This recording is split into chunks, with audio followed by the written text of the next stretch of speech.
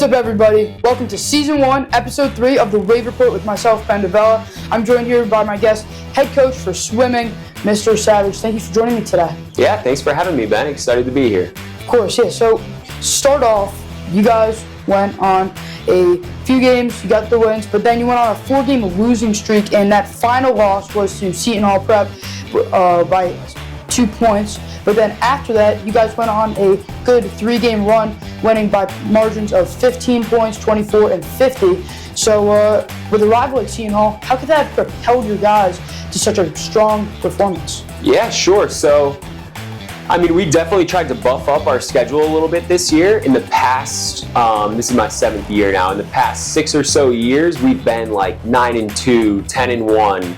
But a lot of times not really facing some of the top opponents in the state. So just working with Dr. Negrin, trying to get the schedule right so that we're facing some of the top competition to get ready for the big meets in the playoffs. So that 4-game losing streak, it hurts. You go in, you lose 4 in a row, and it's a little bit tough. But in particular, that loss against Seton Hall Prep, they've been dominant. They're a very good team, and I think if we faced them last year or 2 years ago, that 2-point loss would have probably been a 30, 40-point loss. Oh, wow. So it was a good loss for us. A little gut-wrenching to lose by 2. That is as close as it can get without tying. So it hurt a little bit just to know we were that close to getting the win. But, to show that we can compete with pretty much anybody in the non-public North this year, I think it was definitely a confidence booster for us despite the loss. And so just kind of taking that and running with it and just keeping in mind we got to keep working because hopefully we'll see them again in February. You never know. We don't really know how the playoffs are going to shake out just yet, but we want to see them again in February and we need to be ready to go. Yeah, for sure. For a guy like Dalton Brooks, what is it like to have him on your team? What is it like to have him racing for you? Yeah, Dalton's awesome. And he's joined by a group of, we've got some really strong swimmers this year. The awesome thing about Dalton is he's super versatile. Mainly he's an IMer and a breaststroker. Against Seton Hall Prep, he had a big win in the 200 IM against a really good swimmer from Seton Hall Prep, and he had a strong breaststroke for us. But you can kind of move him around in the lineup wherever you need to. So as a coach, that just makes my life so much easier. He's not a guy who it's like, I can only stick him in 2 events and that's it. I can put him wherever. So at this point in the season, he's come in first place in every single race. Wow. That there are in high school meets, other than the 500 freestyle. But we'll get him in there next week against Randolph, and hopefully he can kind of finish out, swimming for the cycle. I don't really know what you'd call it, but get a victory in every event. Yeah, that's fantastic. So before next week against Randolph, you guys do have your county championship this weekend. What are you looking for in that county championship? Yeah, and Morris County is super strong. There's some really fast swimmers. I think if you were to look at, especially in the senior class in particular, you look at the top swimmers in the whole state. I think the top 2 ranked guys are both Morris County guys. Oh, wow. And there's another one who's definitely up there in the top 5. So counties is tough. And Chatham is certainly the favorite right now. Their team is really strong, really deep. And they've won for the past 3 years now. And so there's going to be some tough competition. So I think it's just getting the guys into the racing mindset of, we're facing some really good swimmers.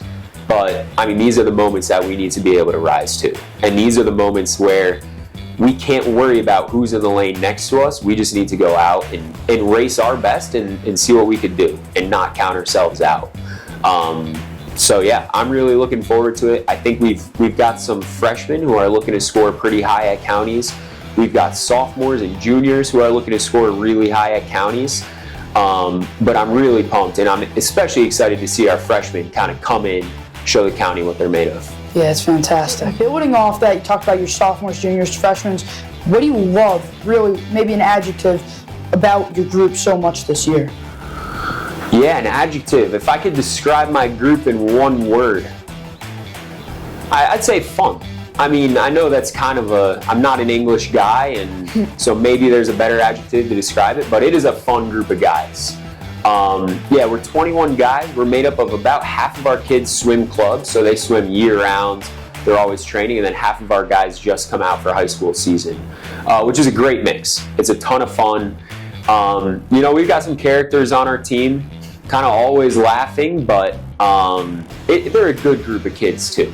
A good group of guys, like, you want to see them do well, which just makes your life easier as a coach. You want to watch all of them succeed as individuals, because they really are just nice kids, a good group, and it makes it more fun to coach. So you mentioned you've been coaching swimming for 7 years. I know you went to Delaware for swimming. What impact has swimming had on your life?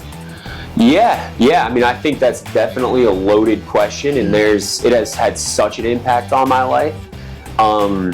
Swimming is definitely one of those sports that you don't love it every single day. Like, I'm going to be honest, there are days that you get up for morning practice and the last thing you want to do is jump into a pool.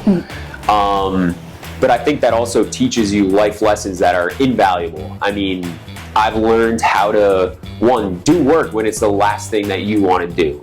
How to put in effort and show up every single day. Another big thing with swimming is, like, you don't see results right away. Like, there were countless times where I would swim and, I mean, you train hard for 8 months, you show up to your championship meet, and you just don't have the meet that you want to have. You add time, or maybe you even only drop 1/10 of a second. So kind of learning how to deal with failure, which is something you don't want to have to learn, but everyone's going to experience failure in their life. And the biggest thing is just, how do you respond to that? So it's taught me that. It's definitely taught me discipline, trying to, once you graduate from college and you're not on, like, an organized sports team, it's tough to continue to, like, get up and do things for yourself and say, you know what, I'm going to work out today, I'm going to do this. But it's taught me how to manage my time, how to stay disciplined, and do the things in life that I know matter. Yeah, that's really great. Similar to that, Del Barton saying, cut down, grow back stronger. Yeah, absolutely. And I mean, I love that. And that's kind of how I referred to our 4-game losing streak as well, was like, this is the Suchisa part of our season. We knew it was going to happen. Like, we stacked a few meets in a row. Chatham, who's number 4 in the state. Chaminade, who's one of the top New York teams. And then to go in and swim Seton Hall Prep, who was number 9 in the state. Like, we knew it was going to be tough. But that's what it's all about, is learning how to deal with those losses and then to bounce back from them and say, okay, what have we learned from this and how are we going to use it to get better? Yeah, thank you for joining me today, Mr. Savidge. All right. Thank you, Ben. It was fun to be here. It was definitely fun. Thank you so much. It's some very wise words. Thanks, Ben. Appreciate it. This has been the 3rd ever episode of The Wave Report. I'm Ben Avella for Mr. Savidge. We'll see you next week.